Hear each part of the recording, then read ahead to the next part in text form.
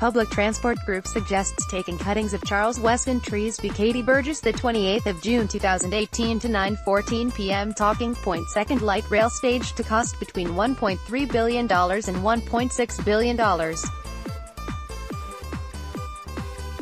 Stage 2 could be running by 2023-24. Parts of King George Terrace would be closed to private vehicles.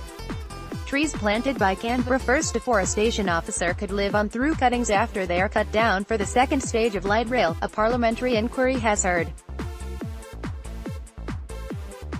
Almost 30 cedars planted by Charles Weston on the Commonwealth Avenue median will be removed to make way for the extension of the light rail network to Woden.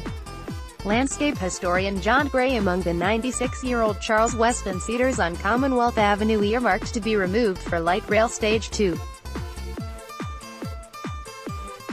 Photo: Carleen Minath. Trees are almost a century old, and former National Capital Development Commission Landscape Architecture Director Dr. John Gray said they should be retained, if possible. They're an important part of our heritage.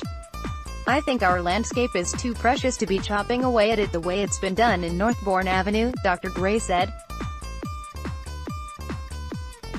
Deputy Chair of the Joint Standing Committee on the National Capital and External Territories Guy Broadman questioned Public Transport Association of Canberra Chairman Damien Haas and committee members Ryan Hemsley and David Flannery over the significance of the trees. It is a big concern for me, particularly that connection to the very early days of Canberra, Ms. Broadman said.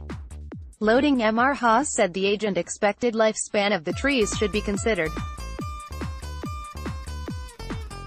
In 2013, the cedars were estimated to have between 5 and 40 years left. We would think that if you are able to now have a light rail plan that crossed Commonwealth Avenue Bridge and either went where the trees are now or diverted roughly consistent with the original route as proposed by the ACT government but without harming the trees, that could be a good alternative, Mr. Haas said.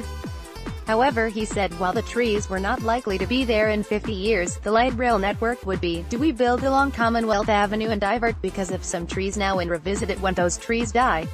I don't know.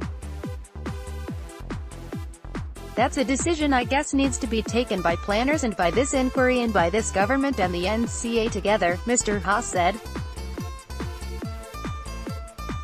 Loading described Walter Burley Griffin, Marion Mahoney Griffin and Charles Weston as pragmatic people who are building a functional city for the people who worked and lived in the nation's capital. I don't want to speak for Charles Weston, but I think that if he thought that planting some trees along Commonwealth Avenue would impact upon the mass transit system that would serve the very function of the city it was built to serve, I don't think he would be, he would be concerned that some trees would be removed, Mr. Haas said.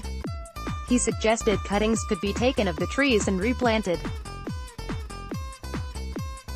Mr. Flannery said as an alternative, the tram could turn left immediately after it came off Commonwealth Bridge, heading towards the Treasury Building and King Edward Terrace. I think there's an opportunity to divert away from all the trees by going up Langton Crescent, Mr. Flannery said. More hearings are expected in future.